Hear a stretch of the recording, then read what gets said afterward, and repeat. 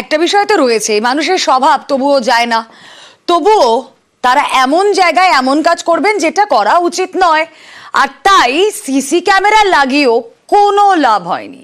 দেখুন ছবি বর্ধমানের, যেখানে জিটি রোডে ময়লা ফেলা হচ্ছে। ছবি দেখাচ্ছি আপনাদের, বুঝতে পারছেন এটা জিটি রোড, আর এখানেই এভাবে ময়লা ফেলা হচ্ছে। এটা ময়লা ফেলার জায়গা একেবারেই নয়, কিন্তু তবুও বর্ধমানের জিটি রোডে এভাবেই আবর্জনা ফেলার অভিযোগ উঠছে। সিসি ক্যামেরা লাগানো হয়েছে, কিন্তু তাও কোনো রোকটোক করা যায়নি এই ঘটনায়, যেখানে আবর্জনা ফেলতেই থাকেন সাধারণ মানুষ। কিন্তু এবার আবর্জনা ফেললেই মোটা টাকা জরিমানা। বর্ধমানে জিটি রোডের ওপর আবর্জনা ফেললে মোটা টাকা জরিমানা। ছবি দেখুন আপনারা, আবর্জনা জমতে জমতে রাস্তা কিভাবে ন্যারো হয়ে গিয়েছে। বর্ধমান শহরে আবর্জনা নিয়ে দীর্ঘদিনের ক্ষোভ। শরদিন্দু প্রতিনিধি রয়েছেন আমাদের সঙ্গে, আরো বিস্তারিত জানাতে পারবেন। শরদিন্দু, আমি জিটি রোডের ছবিটা দেখছিলাম, যেখানে ময়লা ফেলা হচ্ছে, ময়লা জমতে জমতে রাস্তাটাই সেখানে সরু হয়ে গিয়েছে। সিসিটিভি লেগেছে, সিসি ক্যামেরা লেগেছে, কিন্তু তাতেও তো কোনো সুরাহা হচ্ছে না দেখছি।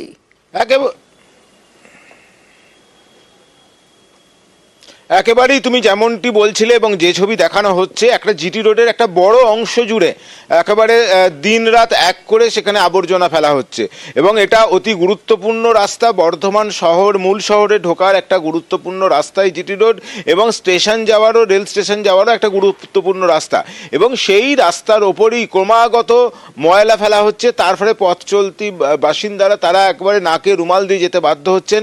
এলাকার বাসিন্দারা দুর্গন্ধে অতিষ্ঠ হয়ে উঠছেন। বৃষ্টি হলে সেই নোংরা একেবারে জিটি রোডের ওপরে উঠে আসছে।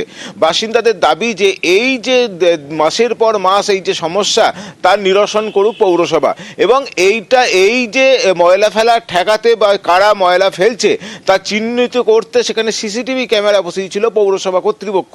কিন্তু দেখা যাচ্ছে সেই সিসিটিভি ক্যামেরা বসানো সত্ত্বেও সেখানে কিন্তু আবর্জনা ফেলা কোনো রকম বন্ধ হয়নি। পৌরসভা বলছে যে বেলা 11টা পর্যন্ত জঞ্জাল পরিষ্কার করে নেওয়া হয়, তারপর ওই এলাকায় জঞ্জাল ফেলা নিষিদ্ধ, কিন্তু তাকে থোড়াই তোয়াক্কা করা হচ্ছে। সে কারণেই পৌরসভা এবার সিদ্ধান্ত নিয়েছে যে এবারে যারা আবর্জনা ফেলবে নির্দিষ্ট সময়ের পর তাদের প্রত্যেককে মোটা টাকা জরিমানা করা হবে। এই জরিমানা না করে তারা এই ময়লা ফেলা, আবর্জনা ফেলা বন্ধ করার জন্য সিদ্ধান্ত নিয়েছে। এখন দেখার যে সেই জরিমানা করার পর এই যে আবর্জনা ফেলা তা বন্ধ হয় কিনা। বেশ, বন্ধ হচ্ছে, লোক হাঁটতে চলতে অসুবিধা হচ্ছে। শহরের মধ্যে একটা মেন জায়গা, এখানটা থাকাটা কোনো যুক্তি নেই। ফেলে দিতে হবে, রোজেরটা রোজ ফেলতে হবে। পরিষ্কার করা, পৌরসভার পরিষ্কার করা উচিত। এটা তো পুরসভার দিক থেকে ঠিক করা উচিত, রাস্তাটা যাতে ঠিকঠাকভাবে চলে। আমাদের আবর্জনা করলে তো বিভিন্ন রোগ সংক্রমণেরও ব্যাপার থাকে, হ্যাঁ, তো সেই সমস্ত রোগ সংক্রমণ একটুখানি কম হবে, সেই জায়গাটায় মানে আমাদের দেখা উচিত। ওখানে নজরদারি করার জন্য আমরা সিসি ক্যামেরা লাগিয়েছি আমরা, এবং আমরা মানুষকে বারবার আবেদন করেছি আমাদের ভ্যাট পরিষ্কার হয়ে যাওয়ার পর আমরা ময়লা আবর্জনা ফেলবেন না। 11টার পর আমরা প্রত্যেকটি ভ্যাটে আমরা পরিষ্কার করে দিই। বর্ধমান শহরে শুধু একটা ওই ওভারব্রিজের নিচে একটা ভ্যাট না, প্রায় 40-50টা ভ্যাট আমাদের পরিষ্কার করতে হয়। এরপরও যদি মানুষ না শুনে আমরা বাধ্য হয়ে মিউনিসিপ্যালিটি অ্যাক্ট অনুযায়ী আমরা জরিমানা করবো, এটা আমরা সিদ্ধান্ত নিয়েছি। আমরা করিয়ে দেব যে 30শে নভেম্বর আমরা নিউজ 18 বাংলায় খবর দেখিয়েছিলাম, কলকাতায় গ্রেফতার করা হয়েছিল বাংলাদেশি। এই খবর 30শে নভেম্বর আমরা নিউজ 18 বাংলায় সম্প্রচার করি। এছাড়াও নিউ টাউনে ধৃত আওয়ামী লীগের 4 নেতা কর্মী।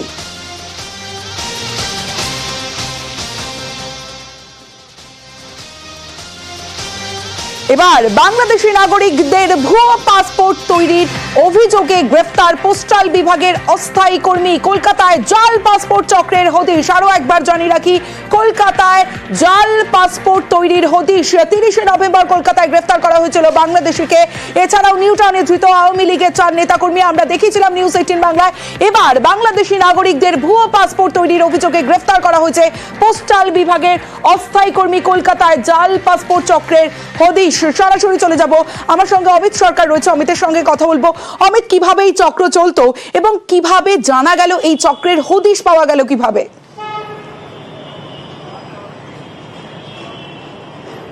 কলকাতা পুলিশের সিকিউরিটি কন্ট্রোল অর্গানাইজেশনের তরফ থেকে ইতিমধ্যে দুজনকে গ্রেপ্তার করা হয়েছে, যাদের মধ্যে একজন পোস্টাল ডিপার্টমেন্টের বা পোস্টাল বিভাগের অস্থায়ী কর্মী, আরেকজন জাল পাসপোর্ট চক্রের বা ভুয়ো নথিপত্র বানিয়ে পাসপোর্ট তৈরি করে দেওয়ার ক্ষেত্রে যে চক্র চলছিল শহর জুড়ে, তার একজন অন্যতম চাইবা মাথা সমরেশ বিশ্বাস, যার বাড়ি বারাসাত।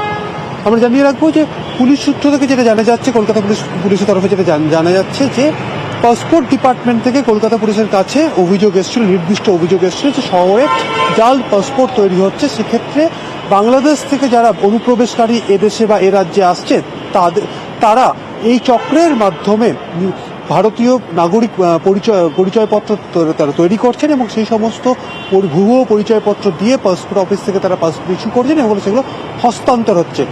এই অভিযোগ আসার পরেই কলকাতা পুলিশের সিকিউরিটি কন্ট্রোল অর্গানাইজেশনের তরফে তদন্ত শুরু করা হয়। এমনকি পুলিশ কমিশনারের নির্দেশে এসআইটি ফর্ম করে তারা তদন্ত শুরু করে। 12 তারিখে রিপন বিশ্বাস বলে একজনকে প্রথমে গ্রেপ্তার করা হয়। তাকে জিজ্ঞাসাবাদ করে তার বাবা সমরেশ বিশ্বাস সম্পর্কে তথ্য পান কলকাতা পুলিশ। এরপরই তারা তদন্ত এগিয়ে নিয়ে যায়। গতকাল অভিযান চালিয়ে সমরেশ বিশ্বাস এবং তার সহযোগী দীপক মণ্ডল, যিনি পোস্টাল ডিপার্টমেন্টের অস্থায়ী কর্মী, দুজনকে গ্রেপ্তার করা হয়েছে। ইতিমধ্যে এই চক্রের এখনো পর্যন্ত 3 জন পুলিশের জালে এলেও এই চক্রের সঙ্গে পাসপোর্ট ডিপার্টমেন্টের একাংশে যোগসূত্র, পোস্টাল ডিপার্টমেন্টের একাংশে যোগসূত্র আছে বলেই পুলিশ মনে করছে বা তদন্তকারী আধিকারিকরা মনে করছে। এবং এই পাসপোর্ট ইস্যু করার ক্ষেত্রে এই যে চক্র কাজ করছিল, অর্থাৎ সমরেশ এবং তার সঙ্গীরা যে কাজ করত, বাংলাদেশ থেকে কোনো নাগরিক এখানে এলে তাদের ভুয়ো পরিচয়পত্র তৈরি করে দেওয়া। কী তৈরি করে দেওয়া হতো? Aadhaar card, voter card, PAN card এবং একটি ব্যাঙ্ক অ্যাকাউন্ট ক্রিয়েট করে দেওয়া হতো। তারপর তৈরি হতো পাসপোর্ট তৈরির প্রসেস। পাসপোর্ট তৈরি হয়ে গেলে সেই পাসপোর্ট হস্তান্তর করার পরে কারো কাছ থেকে 2 লক্ষ টাকা বা কারো কাছ থেকে 2.5 লক্ষ টাকা বা তার বেশি টাকা দেওয়া হতো। অর্থাৎ লক্ষ লক্ষ টাকার জালিয়াতি, এবং সেই জালিয়াতিতেই আধার কার্ড, ভোটার কার্ড তৈরি করা হতো। এইভাবেই পুলিশের জালে সমরেশ বিশ্বাস ও দীপক মণ্ডল। আর এই সমরেশ বিশ্বাসের স্ত্রীকে জিজ্ঞাসাবাদ করা হলো, একাধিক বিষয় জিজ্ঞাসাবাদ করা হলো, কিন্তু তার একটাই উত্তর, তিনি কিচ্ছু জানেন না। ভুয়ো নথিপত্র তৈরি করতো আমি জানি না। এর আগেও তো আপনার হাজবেন্ড অ্যারেস্ট হয়েছে। সমরেশের বিরুদ্ধে একাধিক অভিযোগ, এর আগে দিল্লিতে গ্রেপ্তার হয়েছে, বারাসাত পুলিশ অ্যারেস্ট করেছে, এবার কলকাতা পুলিশ অ্যারেস্ট করলো। আপনার ছেলের সঙ্গে কি সম্পর্ক এদের? দেখলেন কলকাতায় জাল পাসপোর্ট চক্রের হদিশ। শুধু কলকাতায় নয়, এবার দেখাবো বাংলাদেশিদের জন্য ভুয়ো আধার ভোটার তৈরি। বাগদায় ভুয়ো আধার ভোটার কার্ড তৈরির অভিযোগ, আর সেই অভিযোগে 2 ব্যবসায়ীকে গ্রেফতার করেছে বাগদা থানার পুলিশ। সরাসরি চলে যাবো, আমার সঙ্গে আমার প্রতিনিধি অনিরুদ্ধ কীর্তনিয়া রয়েছে। অনিরুদ্ধ, এই যে 2 ব্যবসায়ীকে গ্রেফতার করা হলো, কোনো প্রমাণ কি পাওয়া গেছে যে তারা এই কাজের সঙ্গে যুক্ত, বা এইভাবে ভুয়ো তারা সমস্ত কিছু নথি তৈরি করে দিত বাংলাদেশিদের? পুলিশ জানলো কিভাবে?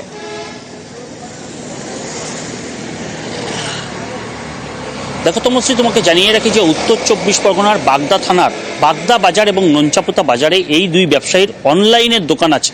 অর্থাৎ সেখান থেকে নানা রকম অনলাইনের কাজ তারা করে থাকে, এবং পুলিশ গোপন সূত্রে খবর পেয়ে সেই দোকানেই হানা দিয়েছিল গতকাল। সেখান থেকে তারা ভুয়ো নথিপত্র উদ্ধার করেছে। অর্থাৎ পুলিশ তাদের কাছ থেকে, এই 2 দোকানদারের কাছ থেকে, অর্থাৎ সুমন কুমার ঘোষ এবং অসিত দাস, এই 2 দোকানদারের কাছ থেকে ভুয়ো আধার কার্ড, ভোটার কার্ড এগুলি তারা উদ্ধার করার পরেই এই 2 জনকে গ্রেপ্তার করেছে। যেহেতু বাংলাদেশ সংলগ্ন এই বাগদা থানা এবং বাগদা থানার যে বাজার থেকে তাদেরকে গ্রেপ্তার করা হয়েছে, একদমই সীমান্তবর্তী এলাকা থেকে তাদেরকে গ্রেপ্তার করা হয়েছে, পুলিশের প্রাথমিক অনুমান যে এরা ভুয়ো আধার কার্ড এরকম বানিয়ে থাকে, এবং যেটা মনে করা হচ্ছে যে এখান থেকেই হয়তো বা ভুয়ো আধার কার্ড বা ভোটার কার্ড বানিয়ে অনেক অনুপ্রবেশকারী এখান থেকেই অন্যত্র যেয়ে থাকতে পারে। সেই কারণেই পুলিশ তাদেরকে গ্রেপ্তার করেছে। পরবর্তীতে বাগদা থানার পুলিশ আজ তাদেরকে 7 দিনের পুলিশ হেফাজতের আবেদন জানিয়ে বনগাঁ মহকুমা আদালতে পাঠিয়েছিল। বিচারক তাদেরকে 6 দিনের পুলিশ হেফাজতের আবেদন মঞ্জুর করেছে, এবং পুলিশ এই ঘটনাকে আরও তদন্ত করে দেখছে যে এই ঘটনার সঙ্গে বা এই আধার কার্ড বা ভোটার কার্ড তৈরির চক্রের সঙ্গে আর কারা জড়িত আছে, বা এই চক্র কতদূর পর্যন্ত বিস্তৃত, সেই বিষয়ে কিন্তু খতিয়ে দেখছে বাগদা থানার পুলিশ। তমশ্রী। বেশ অনিরুদ্ধ।